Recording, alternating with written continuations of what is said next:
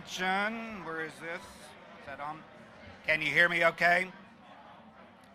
Thank you very much for being here today. This is a great day for Texas Tech University system, and we're really glad that you all took the time to come and help us join in this celebration today. So we do appreciate you all being here. I'm Tim Lancaster, and I'm honored to be before you today as chairman of the Board of Regents for Texas Tech. We're here to share some exciting news about the Texas Tech system, and we're going to celebrate the official appointment of our next chancellor.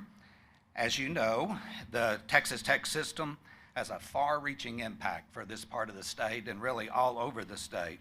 And it's just grown into such a major university and an enterprise. It has four diverse portions of this university.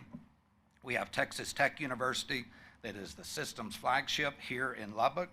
We've got the Texas Tech Health Sciences Center and the related services that are here in Lubbock, but then we have the campuses throughout this state. We've got Angelo State, that's headquartered in San Angelo.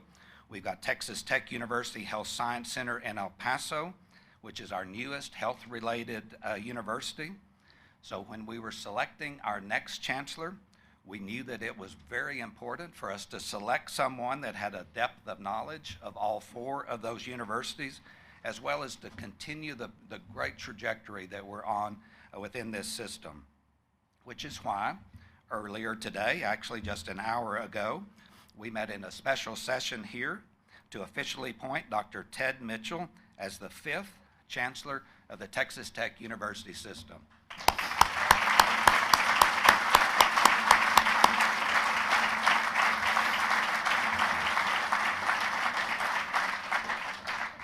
Ted, don't look so surprised. You knew that was coming. The only bit that says pause for applause. We were both in trouble if we didn't get any on that, weren't we?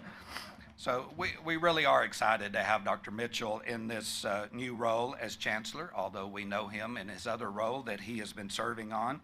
And he's going to continue, and he'll talk about this in a little bit, he'll continue in his present role as the president of the Texas Tech Health Sciences Center here as well, where he has served since 2010.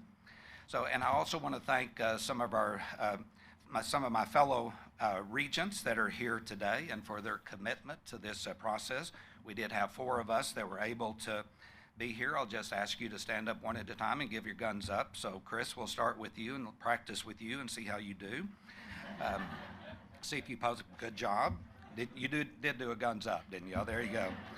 Okay, that is our vice chairman, Chris Huckabee, who is originally from the big city of Andrews, Texas. He's with us today from Fort Worth, where he currently resides, and we're going to hear from him in just a few minutes. And then we have Regent Michael Lewis. Did you see how he did it, Michael? There you go. Good job. Good job. Who is originally from the big city of Olney, Texas, and he's joined us from Dallas, where he lives today. And then, not to be forgotten, because he won't let us, is Ron Hammonds. Ron, where did you go? There you go. You learned that when you grew up in Cotton Center, and that's enough, Ron. Ron currently lives in Houston, and so we're really grateful that all three of these took the time to be a part of this celebration today. We know that being a regent has a lot of responsibility. We take our responsibilities very seriously, and we take great pride in the work that we do. So thank you, all three of you, for being a part of this. But we also want to recognize two others that are with us here today, and that's Robert Duncan. I'll ask you to stand so we can recognize you.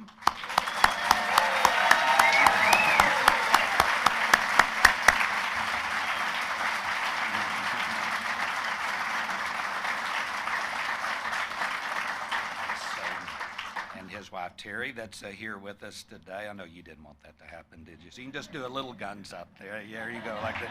That's okay too. I don't think either one of you had to practice that very much. You'd had some experience in doing that, and we just want to thank you, Robert Duncan, for all that you've done for Texas Tech and your love for Texas Tech over the years and where you took our university to get us where we are today. And we thank you and Terry for all that you have done. but not to be forgotten because he won't let us forget him either, and that's Ken Hance. So Ken, you stand up.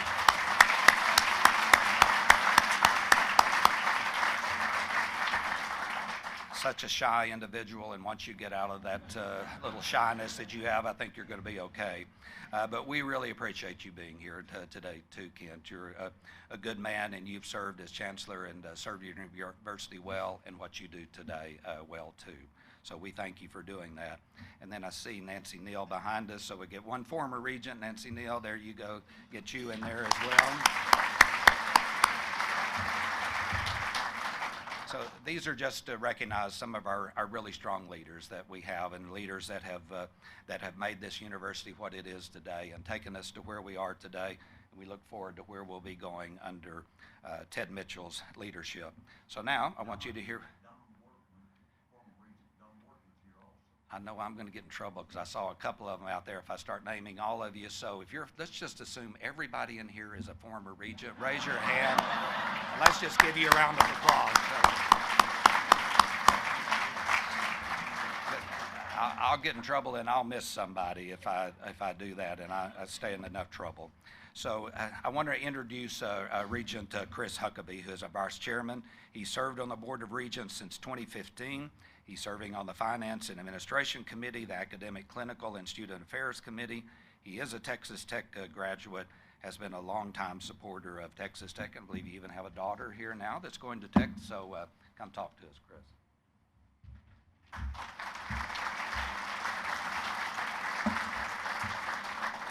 Good afternoon. Thank you, Chairman Lancaster. You handled that pivot quite well. Thank you. So I appreciate the opportunity to be here today and to introduce you to Dr. Ted Mitchell. We've known Dr. Mitchell for quite some time. He's no stranger to the system, and he's certainly no stranger to the Red Raider community. He has served as the 8th president of the Texas Tech Health Sciences Center since 2010. He came to Lubbock from the internationally recognized Cooper Clinic in Dallas, where he served as president and CEO. Dr. Mitchell is a faculty member, a researcher, and a lecturer, both nationally and internationally. He has also worked directly with George W. Bush on the Physical Fitness Council. Well, at the Health Sciences Center, Dr. Mitchell has done a tremendous job, which I think we can all agree, leading the university through a period of record growth in student enrollment, research, and academic excellence, and obviously lots of physical expansion. He's also brought a new vision through instrumental programs like FMAP and the Future School of Public Health. So in making this decision, it really was a natural fit for the Board of Regents. With his track record of success, Dr. Mitchell brings the depth of knowledge and the right experience for the job, having worked closely with the system and all the other presidents for the last several years. He is obviously well respected and liked in our community, but most importantly, he brings his passion. And if you know him, you know exactly what I'm talking about. The same passion that he has shown over the last few months, or the same passion that's been shown over the last few months by our alumni and supporters. Dr. Mitchell has a true love for Texas Tech and West Texas. He brought a great vision to the Health Sciences Center, and I know he's going to do the same for the system.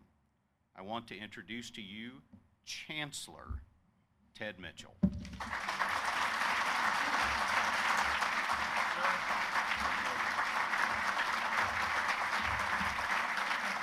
That's it.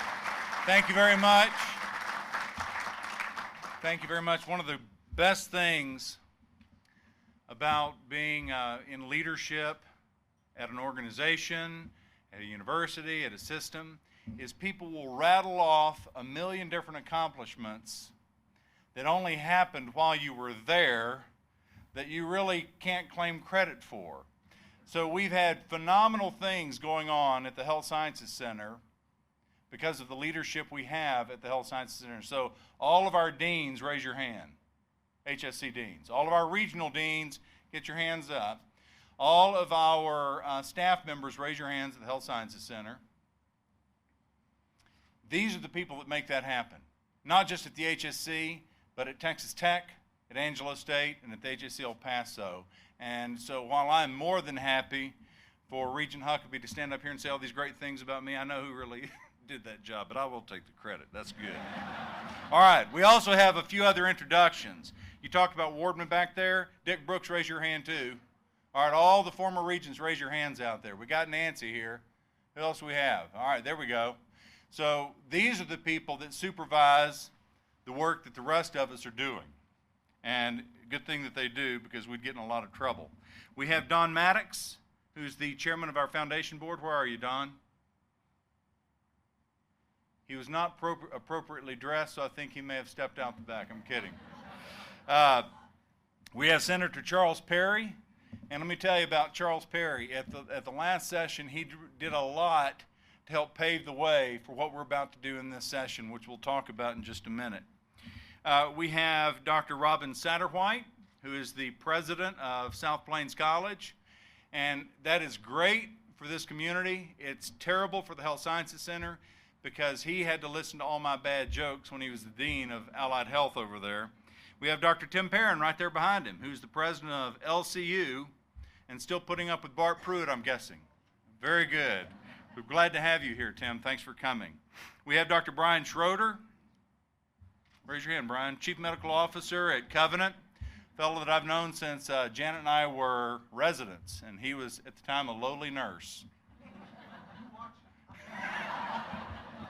He actually taught us everything we knew in the ICU. And we have the vaunted Dr. Bob Salem. Dr. Salem, stand up for us here.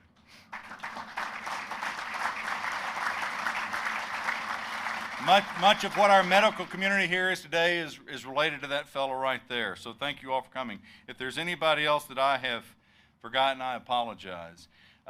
This is a great honor. It's a great honor to be in a job like this, not because of the job itself, not because of the position itself, but because of what it represents.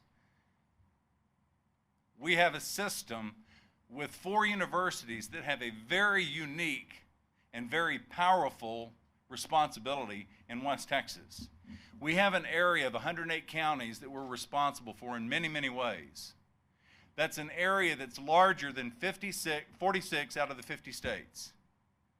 Larger than 46 states in this country.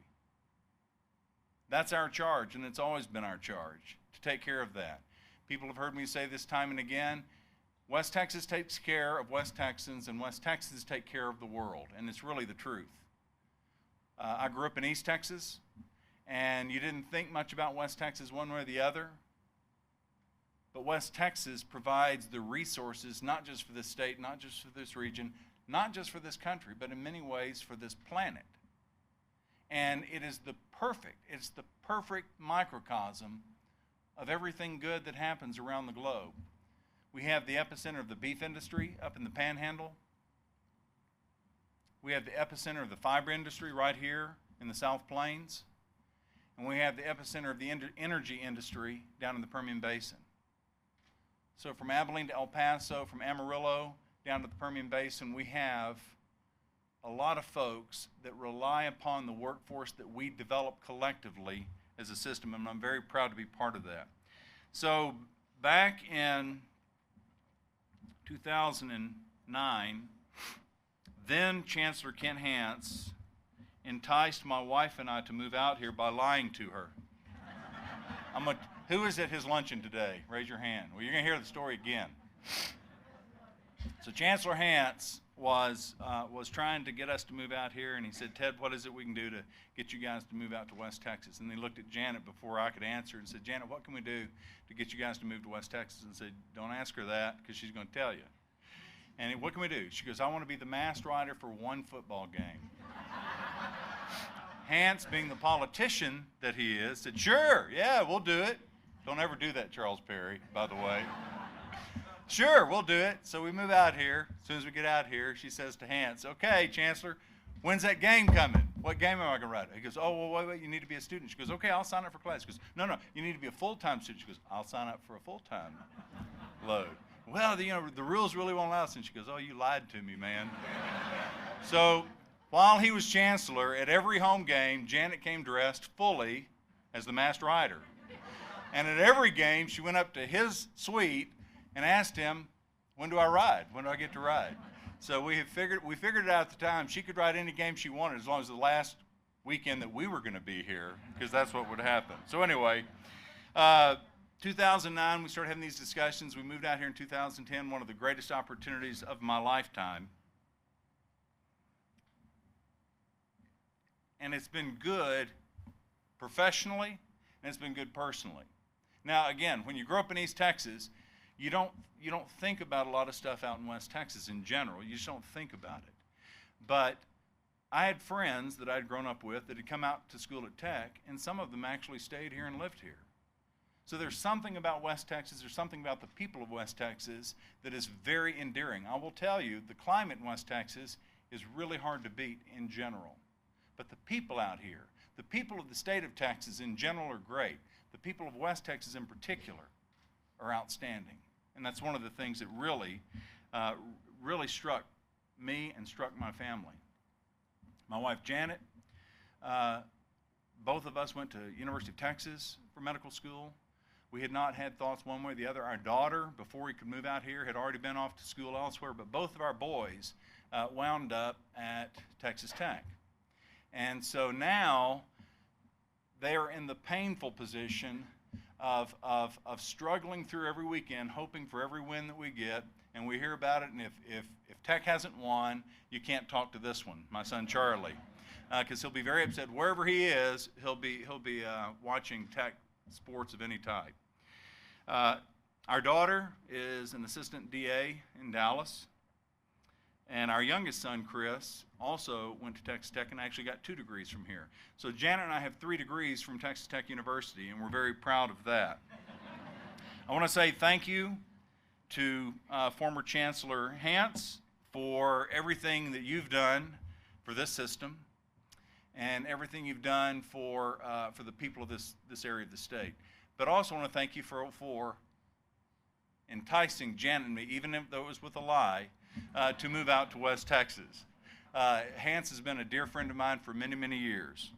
And I'll do the same thing. I'll make you the same promise I did today. I won't say anything else about that. I always have lots of jokes that he doesn't like. Same kind of jokes that Alan Haynes can say about me. Yeah. I want to thank Bob Duncan and his wife Terry for the same thing, for what you've done for Texas Tech, for the system, for West Texas. The service that you two guys have put in make jobs like mine, make jobs like all the presidents very, very easy. I want to thank Lawrence Skuvanek, the president of Texas Tech University. Lawrence is the newest of the presidents. Is that right? Yeah, you were. Yeah. So we were at one of our board meetings, and everybody was oohing and ahhing over Lawrence Skuvanek being the new president.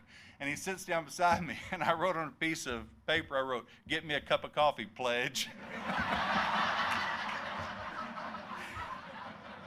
He didn't know I was joking, and he hopped up to go get me some coffee. I told Rick Lang, don't tell him we're kidding. Let's see how long we can keep this going. Anyway, he is the right guy at the right place at Texas Tech University for everything that we have going. I want to thank my family. I've got 2 of my brothers that came out here with their wives. Usually if they show up in Lubbock, it's because I owe them money.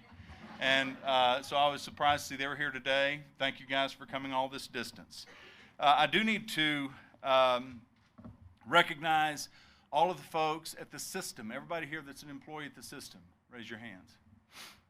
These are the folks that also make things happen for all of the universities. And then all of my folks, all of my staff over the Health Sciences Center, raise your hands. These are the folks that make it happen over there. And again, all of us, the Duncans of the world, the Hanses of the world, the Skuvaneks, the Mitchells, the Regents, we get a lot of good feeling stuff coming our way because of the work that everybody else is doing. And we really, really, really appreciate it. I want to address the thing about the 2 roles, the dual roles with the presidency as well as with the chancellor's job. My DNA, my background, my core is in health. and from the practice that I had in Dallas for 20 years before coming out here, from public health research, that's where my heart has always been, and that's not something I want to give up. It's not unheard of. Bob Lawless when he was president, was actually over both. He was the CEO of both of the universities at the time, so it's been done before. In addition to that, there's another system where it's done the same way. For me, it's very important personally, because of my background, that we do both, that I do both. But I couldn't do that if I didn't have the team that we have, and we have phenomenal teams to make this work. I also think it's important to help keep, for me, a university perspective as well as a system perspective on what we have going on. I also think that it would be, we're at a point in time right now where we need all hands on deck as we prepare for the upcoming session, and I don't want to have a hole anywhere like that we're trying to fill right now. We have wonderful, wonderful people at our universities and our system, and I think that working together we can really knock this thing out of the park. So I want to talk about the role of the Chancellor, and I want to talk about what we have coming up in the future. This system has remarkable people at every level. Our students, our researchers. Where's Siddiqui? Raise your hand. Mr. Schistosomyces, or Dr. Schistosomyces, I should say. Quentin Smith, where's Quentin?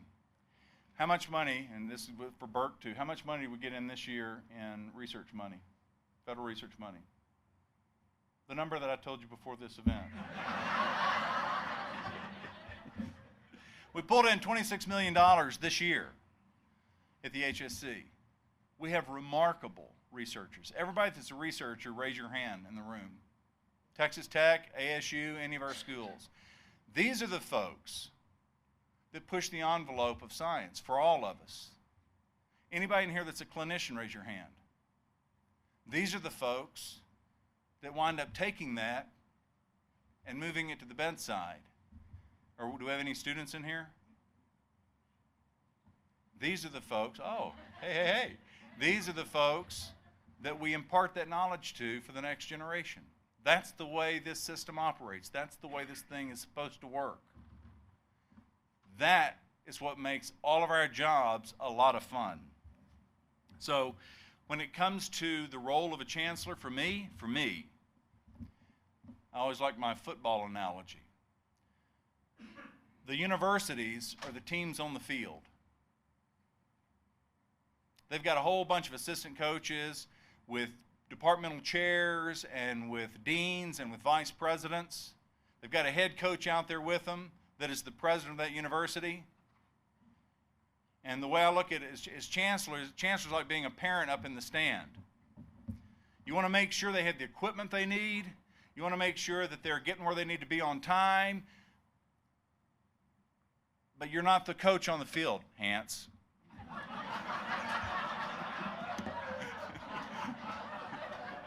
I only say that because I love him.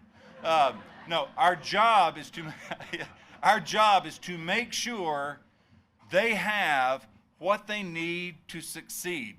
Their job is to win the game. And we have so much riding on us and so many people depending on us out here that failure for that is not an option. And so let's talk about the upcoming session.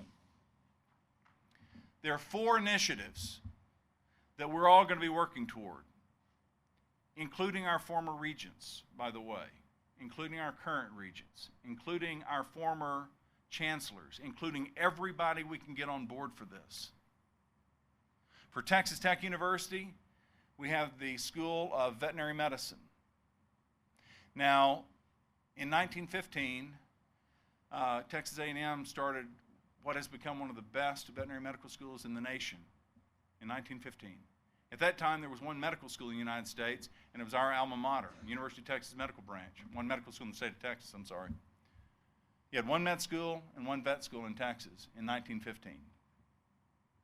In 2018, we have 11 medical schools and one vet school. We have a need in West Texas that we have got to take care of. This is not about taking care of animals, it's about taking care of the people that need this type of support. We have the epicenter of the beef industry. We're now the third largest producer of dairy products in Amarillo, in the Panhandle. They need our help. That's for Texas Tech University. For the Health Sciences Center and Texas Tech University, we have the Mental Health Institute. Everyone in this room has been affected by mental health. We've talked about that a lot with our veterans over the last several years and the incidents of PTSD and other things that occur with them. We're about to start a brand new VA clinic across 4th Street, 30,000 square feet of which will be dedicated toward mental and behavioral health. It's a huge need for this area. We currently have a wonderful executive director for the Texas Tech Mental Health Institute, and we have really been going through and marshaling our forces together in the two universities to see all the different things we have, from social workers to counselors to psychologists to psychiatrists to nurse practitioners to rehabilitation counselors, substance abuse counselors. We have all of these folks that we're trying to pull them together. We want to become the resource for people when they have questions about how to get the appropriate care they need. And so that's for the HSC and for TTU. For HSC El Paso, we have the School of Dental Medicine. And just like veterinary medicine, just like human medicine 50 years ago, we have fallen woefully behind the remainder of the state on the care that's given for that. And this is not just about making sure that people have nice smiles. Dental disease is associated with medical disease over and over and over. The chronic inflammatory state that somebody develops from problems related to their gums affects their heart, it affects diabetes, it affects inflammatory states, other things, and so this is another need for the state and a need for this region that we need to address. And then finally, for Angelo State University, and those of you that have never had a trip to San Angelo to see this place, you really should go. It is one of the finest regional universities in the country. They're working in this next session to get the funding they need to specifically serve and support students who otherwise wouldn't have a chance. First-generation students going to college, students from lower socioeconomic classes, students who are at high risk for getting into trouble otherwise. These are those amongst us who are the most vulnerable, who can, with just the right support, really make great contributions to the society they live in. And this is one of the initiatives we have. So we have one big initiative for each of our universities. And as we go into the legislative session, we need all hands on deck. We want everybody working. Because again, West Texas takes care of West Texans, and it's our West Texans that take care of the rest of us. So in closing, I know that I've gone on too long. One of the things that we're going to work toward doing is making sure that we are good stewards of the state's money. The state doesn't have a lot of money to give. There were some of you, this is an analogy that I actually heard used, which I think is a great visual for people to understand about the state's budget. In the upcoming session, they're saying we'll have about $110 billion to spend. And if you look at that like the face of a clock, being the full pot of money, if you go from 12 o'clock down to 7 o'clock on the clock face, all of that is for public ed. That's how much of that budget goes toward public ed. If you go from 7 o'clock up to 10 o'clock, that's how much goes toward Medicaid. That leaves from 10 o'clock on the pie to 12 o'clock on the pie for everything else, including higher ed. So one of the things that's really important for all of us to do, Senator Perry, listen up. Folks in Austin, to quote somebody else, they sometimes forget how much money they owe us. Our job is to help them remember.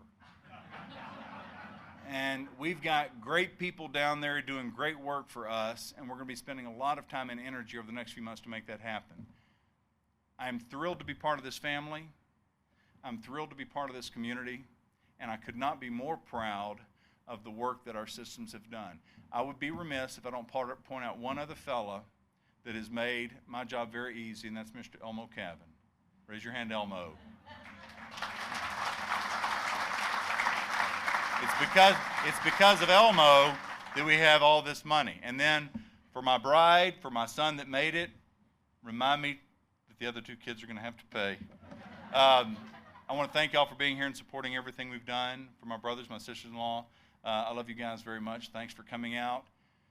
You guys enjoy the festivities, enjoy the fellowship, and I'll be looking for you around the campuses. Take care.